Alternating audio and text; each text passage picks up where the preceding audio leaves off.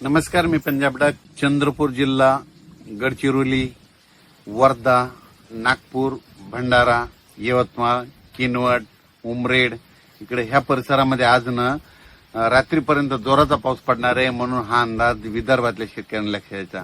ते पाऊस पुन्हा पुढे सरकत इकडे नांदेड जिल्ह्यात पण येणार आहे। मग नांदेड जिल्ह्यामध्ये नायगाव, नरसी इकडं, आदिलाबाद, धर्माबाद तेलंगणात, त्याच्यानंतर इकडं पुसदकडं, इकडं अमरावतीकडं, अचलपूर, दर्यापूर ह्या परिसरामध्ये आज रात्रीपर्यंत ह्या परिसरात पाऊस असणार आहे म्हणून हा अंदाज लक्षात यायचा। त्याच्यानंतर परभणी जिल्ह्यामध्ये तुरळक ठिकाणीच पाऊस पडणार आहे म्हणून परभणी जिल्ह्याचा अंदाज लक्षात यायचा। लातूर जिल्ह्यात देखील तुरळक ठिकाणीच पाऊस पडणार आहे म्हणून अंदाज लक्षात यायचा। धाराशिव जिल्ह्यात देखील तुरळक भागात पाऊस पडणार आहे। संभाजीनगर जिल्ह्यामध्ये इकडे सिल्लोड, निल्लोड ते सोयगाव तिकडल्या परिसरामध्ये आज पाऊस असणार आहे म्हणून हा अंदाज लक्षात यायचा। उर्वरित राज्यात स्थानिक वातावरण तयार होऊन तुरळक ठिकाणी कुठेतरी पाऊस पडणार आहे म्हणून हा अंदाज लक्षात यायचा। फक्त जोराचा पाऊस फक्त वर्धा, नागपूर, भंडारा, गोंदिया, चंद्रपूर, यवतमाळ, माहोर ह्या परिसरामध्ये असणार आहे म्हणून हा अंदाज सर्व शेतकऱ्यांना लक्षात घ्यायचा। तेच कोल्हापूर पासून ते इकडे पालघर पर्यंत म्हणजे कोकणपट्टी, राधानगरी ह्या परिसरातला सरी मात्र त्या चालूच राहतील म्हणून हा अंदाज त्या शेतकऱ्यांना लक्षात घ्यायचा। पुण्याकडे देखील अर्ध्या एक तासाला कधीतरी एखादी सरी येईल म्हणून हा अंदाज त्यांनी देखील लक्षात घ्यायचा। पण राज्यात मात्र आता सध्या फक्त विदर्भाकडेच पाऊस आहे म्हणून विदर्भातल्या शेतकऱ्यांनी अंदाज लक्षात घ्यायचा। महाराष्ट्रात देखील आहे, फक्त काही जिल्ह्यामध्ये तुरळकच भागात आहे, सर्वदूर कुठंच पाऊस नाही, फक्त जिल्ह्यामध्ये उगा 5-6 ठिकाणी पडू शकतो म्हणून उर्वरित राज्यातल्या जिल्ह्यातल्या शेतकऱ्यांनी अंदाज लक्षात घ्यायचा। चांगला पाऊस फक्त चंद्रपूर, वर्धा, नागपूर, भंडारा, गोंदिया, यवतमाळ, वाशिम, हिंगोली, नांदेड ह्या पट्ट्यामध्ये चांगला पाऊस असणार आहे म्हणून हा अंदाज सर्व। त्याच्यानंतर परत सप्टेंबरमध्ये मात्र परतीचा पाऊस एक शेतकऱ्याला तारणार आहे म्हणून ते एक अंदाज आताच लक्षात घ्यायचा। 25 ऑगस्ट, 26, 27, 28 दरम्यान चांगला पावसाचा जोर विदर्भातच राहणार आहे म्हणून हा विदर्भ शेतकऱ्यासाठी आनंदाची बातमी।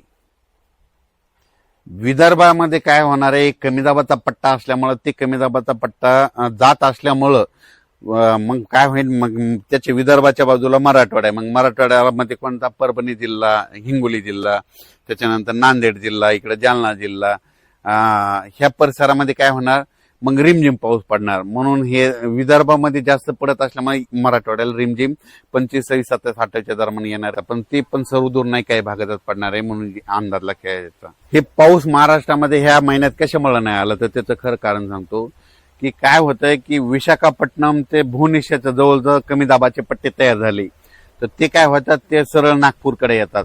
नागपूरकडून काय होतात, इकडे अमरावतीकडून इकडं बैतूलहून इकडे इंदोरकडे जात असल्यामुळे एका पाठोपाठ जवळपास 3 लो प्रेशर कमी दाबाचे पट्टे तिकडेच चालले तर मग तिकडे जात असल्यामुळे महाराष्ट्रातलं सगळं बाष्प तिकडे खेचलं जाते म्हणून महाराष्ट्रातला सध्या पाऊस बंद आहे।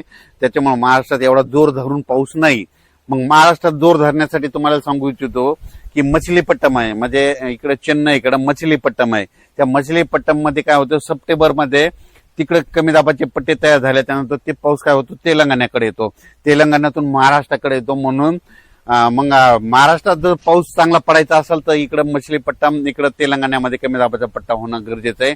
पण भुवनेश्वरकडे कमी दाबाचे पट्टे झाले की ते सरळ पाऊस नागपूरकडे जातो, नागपूरकडून मध्य प्रदेश, इकडे उत्तर प्रदेश, इकडे गुजरातकडे तो पाऊस जात असल्यामुळं महाराष्ट्रातला पाऊस कमी आहे, दुसरं काही याच्यामध्ये काही कारण नाही। त्याच्यानंतर हे सगळीकडे काय व्हायचं, सरळ 3 एका पाठोपाठ 3 कमी दाबाचे पट्टे गेले आणि आता जे नंतर सप्टेंबरमध्ये जे कमी दाबाचे पट्टे येणार आहेत ते काय होणार आहेत, परत अरबी समुद्रात देखील मान्सूनसाठी पोषक वातावरण तयार होणार आहे। त्याच्यानंतर इकडं मछलीपट्टम, इकडं चेन्नईकडे देखील चांगलं सक्रिय होणार आहे। मग तिकडं वातावरण सक्रिय झाल्याच्या नंतर ते पाऊस महाराष्ट्राकडे सप्टेंबर, ऑक्टोबर मध्ये असणार आहे म्हणून शेतकऱ्याला सांगू इच्छितो या ऑगस्ट महिन्यामध्ये सर्वदूर पावसाची अपेक्षा धरू नका, फक्त विदर्भातच पाऊस पडणार आहे। तेच कारण ते कमी दाबाचे पट्टे त्या साईडने जात असल्यामुळं आणि सप्टेंबर मात्र आपल्याकडे ते कमी दाबाचे पट्टे इकडून तयार होते आणि ते पाऊस आपल्याला येणार आहे म्हणून हे शेतकऱ्यांनी अंदाज लक्षात घ्यावा।